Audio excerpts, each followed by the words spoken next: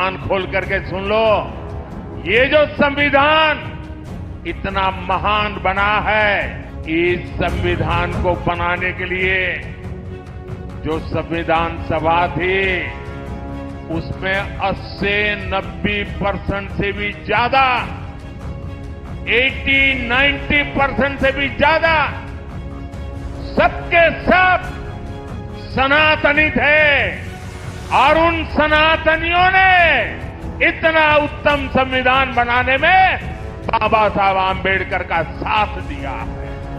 आइंदा इलेक्शन नहीं होंगे, डेमोक्रेसी खत्म कर देंगे, संविधान को खत्म कर देंगे, ये तुम ध्यान रखो। बीजेपी और नरेंद्र मोदी सबसे ज्यादा किसी किताब से नफरत करते हैं तो वह है भारत का संविधान। प्रधानमंत्री ने कितने अहंकार में कहा, खुद बाबा साहब आ जाएं तो संविधान बदल नहीं सकते। ये किस बात का चैलेंज आप दे रहे हैं बाबा साहब को?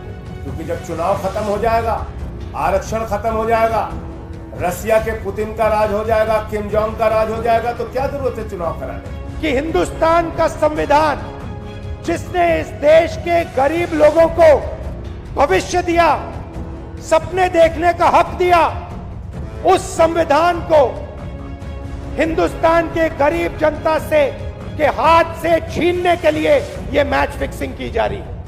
तो लगता यह है कि 400 पार का ये नारा इसलिए दे रहे हैं कि ये बाबा साहब भीमराव अम्बेडकर जी का दिया हुआ संविधान को बदलना चाहते हैं। भीमराव अम्बेडकर जी का संविधान जो है देश का सबसे पवित्र किताब है और उस पवित्र किताब को खत्म करने के लिए भाजपा के सभी प्रत्याशी खुलेआम बोल रहे हैं कि संविधान को खत्म किया जाएगा जब मोदी जी को प्रचंड बहुमत मिलेगा। इस पे मोदी जी क्यों नहीं बोल रहे, क्यों नहीं कार्रवाई कर रहे? मोदी के शब्द लिख के रखिए, बाबा साहब आम्बेडकर खुद आ जाए तो भी संविधान खत्म नहीं कर सकते हैं। और सीधा एक्स को बोलकर हमारी एक ट्विटर पोस्ट को हटवा दिया। एक्स ने भी, जो कंपनी एक्स है, उन्होंने भी हमें चिट्ठी लिखकर बहुत दुख जाहिर किया कि हमें सुनवाई का मौका नहीं दिया जा रहा और हमारी पोस्ट को हटाया जा रहा है। ऐसा क्या था उस पोस्ट में? ये है वो पोस्ट। क्या झूठ है इस पोस्ट में, सच है इस पोस्ट में। इसमें लिखा है कि इलेक्टोरल बॉन्ड एक स्कैम था। इसमें लिखा है कि इस स्कैम के जरिए 60 करोड़ रुपए शरद रेड्डी ने भाजपा को दिए। वो शरद रेड्डी जिसको भाजपा साउथ लिकर लॉबी का किंगपिन बता रही थी, उससे 60 करोड़ लिया, जिसके बाद वो एक सरकारी गवाह बना। यहां तो दोष साबित भी नहीं हुआ, इसकी कंप्लेंट भी की, पर ये भाजपा के इलेक्शन कमीशन को दिख नहीं रहा, आंखें बंद हो गई हैं। ईवीएम और वीवीपैट के मुद्दे वो लोग उठा रहे हैं तो वही बंद कर दिया जा रहा है। ऐसा क्यों हो रहा है? और ऐसा सोहित मिश्रा जी के वीडियो पर हुआ। उनके ईवीएम वीवीपैट से जुड़े 4 वीडियो को मोनेटाइजेशन बंद किया गया। स्वतंत्र पत्रकार व क्रिएटर मेघनाथ जी, उनके 4 लाइव स्ट्रीम वीडियो का मोनेटाइजेशन बंद किया गया। तो ये एक पैटर्न है, और पैटर्न ये है कि हर व्यक्ति जो सरकार के लिए क्रिटिकल होगा, जो सरकार से सवाल पूछेगा, जो असहज सवाल पूछेगा, जो इनकी कलई खोलेगा, जो इनके काले कारनामों में से पर्दा उठाएगा, जो इनके झूठ का पर्दाफाश करेगा, हर उस व्यक्ति को प्रताड़ित किया जाएगा। और एक यूट्यूबर के लिए प्रताड़ित करने का सबसे अच्छा तरीका है या तो चैनल बंद कर दो या। नमस्कार, मैं मनमोहन मिश्र। दोस्तों, कल पहले चरण की वोटिंग है। देश के लोग कुछ भाग में जहां वोट पड़ेगा वहां के लोग कल वोट डालेंगे। ये बात और ये मेरा संवाद सीधे उनसे है जो कल के वोटर हैं। जहां कल चुनाव होगा, जहां के वोटर कल एक बहुत बड़ी जिम्मेदारी निभाएंगे संविधान के प्रति, देश के प्रति और इस देश की आकांक्षाओं के प्रति। मेरे दोस्त, कल जो भी वोट करेंगे उनसे मेरी विनती और प्रार्थना है, जहां भी जिस भी क्षेत्र में जिस भी जगह से आप घर से वोटिंग के लिए निकलें या आप वोट देने के लिए जिस भी हाल में हो, जहां भी हो, वोट देने के लिए बाहर निकलें और वोटिंग स्थल तक जाएं और वोट करें। यह आपका संवैधानिक दायित्व है और मेरे हर भारतवासियों से अनुरोध है, जो कल के वोटर हैं, जो कल वोट डालने जाएंगे, जो कल के फेस में जिनके क्षेत्र में वोट पड़ रहा है, वो उनके ऊपर या पूरे देश के सभी वोटरों के ऊपर फिलहाल जो शुरुआत कर रहे हैं, उनसे मेरी हाथ जोड़कर प्रार्थना है कि वोट देने से पहले आप अपने दिल पर हाथ रख करके एक बात जरूर सोचें कि आप किसे वोट कर रहे हैं और इस वोट का परिणाम क्या होगा।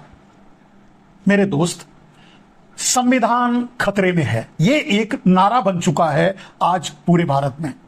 नरेंद्र मोदी ने अपने तिलस्म के जरिए, अपनी गोदी मीडिया के जरिए, या यूं कह सकते हैं कि अपने माफियाओं के मीडिया के जरिए, अपने गुजराती माफियाओं के मीडिया के जरिए पूरे देश में बेरोजगारी, गरीबी, महंगाई, किसानों की आत्महत्या, महिलाओं पर अत्याचार या जितने भी जुल्म ढा सकते थे जो ढाए नरेंद्र मोदी, उन सारे मुद्दों को नरेंद्र मोदी ने ठंडे बस्ते में डाल दिया।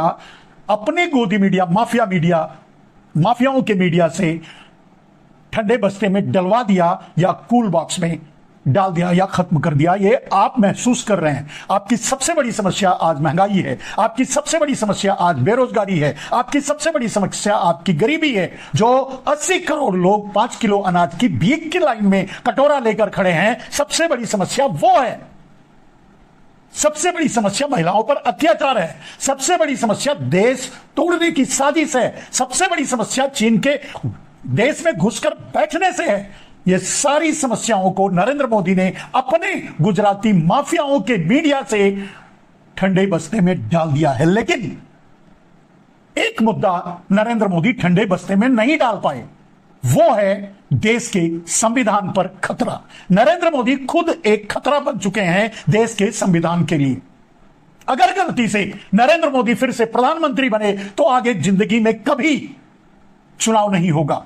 या रशियन पॉलिसी लागू होगी, या अमेरिकन पॉलिसी लागू होगी, या चाइनीज पॉलिसी लागू होगी, लेकिन सबका लपोलुआप यह होगा कि नरेंद्र मोदी आजीवन प्रधानमंत्री या राष्ट्रपति रहेंगे। संविधान जो जिसे आपके बाबा साहब अंबेडकर ने आपको दिया है, इस देश ने, इस संसद ने आपको दिया है, वो खत्म हो जाएगा। यानी कल के आपके वोटिंग से संविधान की रक्षा होगी। आप संविधान की रक्षा के सहयोगी बनेंगे या संविधान को खत्म करने के सहभागी। गलती से भी अगर आप नरेंद्र मोदी या मोदी से जुड़े लोग, एनडीए या जो भी समझ लीजिए, गलती से भी आप उन्हें वोट कर दिए और गलती से नरेंद्र मोदी, इस देश के दुर्भाग्य से नरेंद्र मोदी फिर से प्रधानमंत्री बने तो संविधान खत्म हो जाएगा। नरेंद्र मोदी अकेले इस मुद्दे को ठंडे बस्ते में नहीं डाल पाए और वही मुद्दा आज मुंह बाए खड़ा है। देश का सारा विपक्ष आज जिस बात को चीख चीख कर कह रहा है कि नरेंद्र मोदी प्रधानमंत्री बने तो संविधान खत्म हो जाएगा, नरेंद्र मोदी आजीवन प्रधानमंत्री बन के रहेंगे या राष्ट्रपति बन के रहेंगे, या कुल मिलाकर के देश पर साम्राज्यवाद कायम हो जाएगा, या जो भी समझ लीजिए, लेकिन नरेंद्र मोदी सत्ता नहीं छोड़ेंगे। और हर भारतीय का क्या हाल करेंगे, इन 10 सालों से आप एक्सपीरियंस कर सकते हैं, आपको समझ में आ सकता है। जो आज आपके जुर्म हुआ है, गरीबी का, महंगाई का, बेरोजगारी का, भूखमरी का, वो नींदतहा हो जाएगी, उसकी सीमाएं सारी टूट जाएंगी। आपका एक तन का एक एक कपड़ा तक उतार लेंगे। नरेंद्र मोदी आपकी किडनी बेच डालेंगे, आपको बेच डालेंगे, और बेच ही रहे थे, बेचकर ही पैसा कमाए इलेक्टोरल बॉन्ड के जरिए। उन नकली दवा विक्रेताओं को से इलेक्टोरल बॉन्ड लेकर के नकली दवा बेचने का परमिशन दिया, या फेल दवाओं को भी बेचने का परमिशन दिया। जितने भी अन्याय कर चुके हैं आपके पास सब पहुंच चुका है, आप सब सुन चुके हैं। सोशल मीडिया जो राष्ट्रवादी पत्रकार हैं वो एक लंबी लड़ाई लड़ रहे हैं। देश का विपक्ष जिसे नरेंद्र मोदी अपनी पूरी ताकत से, पैसे से, ईडी से, सीबीआई से, आईटी से तोड़ने की, मरोड़ने की, दबाने की, जेल में डाल सारी कोशिश कर चुके हैं, उसके बाद भी विपक्ष लड़ रहा है। और विपक्ष इस बात को आज चीख चीख कर कह रहा है कि नरेंद्र मोदी अगर प्रधानमंत्री बने, नरेंद्र मोदी को अगर आपने वोट दिया तो संविधान नहीं बचेगा। यानी कल जो आप वोट करेंगे वो संविधान की रक्षा के लिए करेंगे या संविधान को खत्म करने के लिए करेंगे। कल आपका वोट संविधान बचाने में सहभागी बनेगा या संविधान को खत्म करने में सहयोगी, ये आपको तय करना है और यही तय करके आपको वोट डालना है। मेरे दोस्त, ये मैं नहीं कह रहा हूं।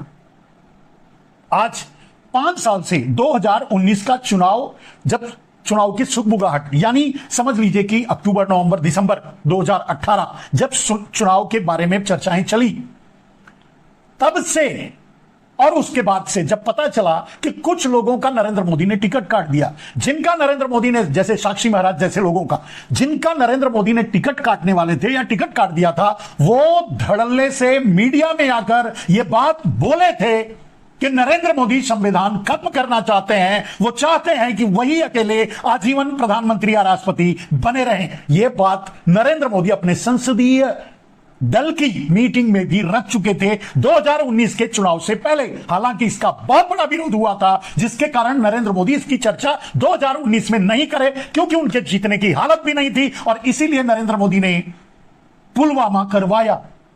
पुलवामा के जरिए नरेंद्र मोदी फिर एक बार 2019 में प्रधानमंत्री देश के बन गए। सारे मुद्दे, सारी बातें, सब कुछ धरी की धरी रह गई। सारा षड्यंत्र, सारा जुल्म नरेंद्र मोदी का लोग भूल गए। छद्म राष्ट्रवाद में जो नरेंद्र मोदी ने क्रिएट किया, अपने ही 40, 42, 44 सैनिकों की हत्या करवाकर। यह बात मैं नहीं कह रहा हूं, बहुत से लोग आकर के, सतपाल मलिक जैसे लोग जो सामने आकर के ताल ठोक कर यह बात कह चुके हैं कि नरेंद्र मोदी ने ही पुलवामा करवाया, और वो भी 2019 का चुनाव जीतने के लिए और फिर से प्रधानमंत्री बनने के लिए, और वो सफल भी हुए। मेरे दोस्त, जिस दिन वो घटना हुई थी उसी दिन से ये मैं बात कह रहा था। मैं तो आपको अपने वीडियो के जरिए ये साबित कर चुका हूं कि जितने भी चुनाव हुए हैं उसके पहले जितनी भी आतंकवादी घटनाएं हुई हैं वो 3 से 6 महीने पहले हुई हैं, और उन्हीं आतंकवादी घटनाओं के नाम पर नरेंद्र मोदी ने वोट मांग करके चुनाव जीता है। चाहे राज्यों का चुनाव हो, चाहे 2019 में पुलवामा के जरिए संसदीय चुनाव जीतने का। नरेंद्र मोदी के खतरनाकपन को, नरेंद्र मोदी के वैश्यपन को, नरेंद्र मोदी के घृणित राजनीति को, नरेंद्र मोदी के खूनी राजनीति का शिकार भारत हो चुका है। अगली बार, इस बार जब आप वोट डालने जाएं तो यह जरूर याद रखें कि आपका अंतिम वोट हो सकता है आपके अविवेकपूर्ण वोटिंग के जरिए। अगर आपने विवेक से काम नहीं लिया, समझदारी से काम नहीं लिया, सोच समझकर वोट नहीं दिया, तो यह अंतिम चुनाव होगा। जो आज विपक्षी पार्टियां चीख चीख कर, चिल्ला चिल्ला कर कह रही है मेरे दोस्त, वो बात मैं 2019 के चुनाव से पहले बोल रहा हूं। सब लोग इस बात को भूल गए। साक्षी महाराज द्वारा दिया गया बयान या कुछ ऐसे लोगों द्वारा दिया गया बयान कि नरेंद्र मोदी संविधान को खत्म करना चाहते हैं, नरेंद्र मोदी एकाधिपत्य राज्य चाहते हैं, नरेंद्र मोदी आजीवन प्रधानमंत्री या राष्ट्रपति बने रहना चाहते हैं, यह बात सब लोग भूल गए। लेकिन मैं लगभग हर चौथे, 5वें, 10वें दिन जब भी मैं वीडियो करता डालता, सब में मैं ये बात उठाया हूं कि नरेंद्र मोदी के इरादे क्या हैं या आरएसएस के इरादे क्या हैं। मेरे दोस्त, इसीलिए मैं आपसे प्रार्थना करने के लिए ये वीडियो लेकर आया हूं। आपसे गुजारिश है जो इस वीडियो को एक बार सुने, उसकी संवैधानिक दायित्व बनता है कि कम से कम वो 1000 लोगों तक जरूर पहुंचाए। अगर उसकी कैपेसिटी, उसकी रीच अगर करोड़ों तक है तो करोड़ों तक पहुंचाए। ये आपकी जिम्मेदारी बनती है, इस देश की जिम्मेदारी बनती है, इस देश के हर नागरिक की जिम्मेदारी बनती है कि अगर आप संविधान बचाना चाहते हैं तो इस वीडियो को भी लोगों तक पहुंचाएं, मेरे इस अनुरोध को भी लोगों तक पहुंचाएं। क्योंकि यह लड़ाई चुनाव की नहीं है, यह लड़ाई प्रधानमंत्री बनाने की नहीं है, यह लड़ाई किसी पार्टी की सरकार कायम करने की नहीं है, क्योंकि सरकार तो अभी भी नहीं है। सरकार तो अभी भी माफिया की तरह काम कर रही है। सरकार तो अभी भी गुजराती माफियाओं के अंडर में काम कर रही है, उनके लिए काम कर रही है। सरकार एकमात्र अडानी के लिए काम कर रही है या अंबानी जैसे माफियाओं के लिए काम कर रही है, यह बात आपको भूलना नहीं है। सरकार नहीं काम कर रही है, आपको सरकार नहीं बनानी है। जो वोट आप देंगे वो सरकार बनाने के लिए नहीं देंगे मेरे दोस्त। जो वोट कल आप डालेंगे वो उस वोट से सरकार बने या ना बने, लेकिन उस वोट से संविधान खत्म हो सकता है या बच सकता है।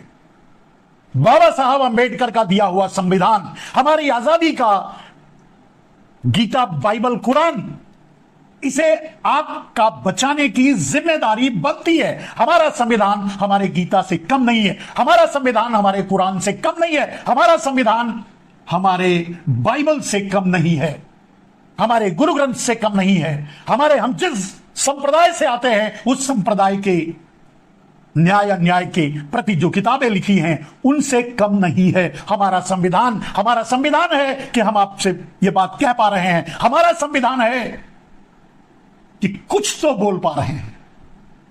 अगर यह संविधान नहीं रहा, नरेंद्र मोदी फिर से प्रधानमंत्री बने, तो जब यह संविधान नहीं रहेगा तो ना हम बोल पाएंगे, ना आप बोल पाएंगे, न देश बोल पाएगा। मेरे दोस्त, जैसे मणिपुर को जलाकर उसकी खबर तक बाहर आने नहीं दी, आज भी वो चल रहा है मणिपुर, उसका नाम तक नहीं लिया नरेंद्र मोदी ने। अगला निशाना नरेंद्र मोदी का लद्दाख है, जला रहे हैं, जलाना चाहते हैं, अपने अडानी को बेचना चाहते हैं। मेरे दोस्त, जाते जाते आप लोगों से एक अनुरोध जरूर करूंगा कि संविधान कल जो आप वोट करेंगे वो संविधान की रक्षा करेगा, संविधान बचाने में आपका सहयोगी बनेगा या संविधान खत्म करने में सहभागी।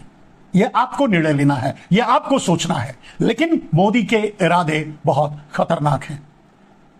हम और आप जो भी आज आपस में बात कर रहे हैं, संवाद कर पा रहे हैं, यह देन है संविधान की। इसकी रक्षा करना हमारा हर नागरिक का कर्तव्य है और इस कर्तव्य को निभाने के लिए मैंने कहा कि यह वीडियो आप तक पहुंचे तो दूसरों तक भी पहुंचाने की कोशिश करें, जिससे अगर कम से कम एक या दो लोग भी इस बात को समझ पाए और गलती करने से रुक गए तो देश का, आपका देश के ऊपर उपकार होगा।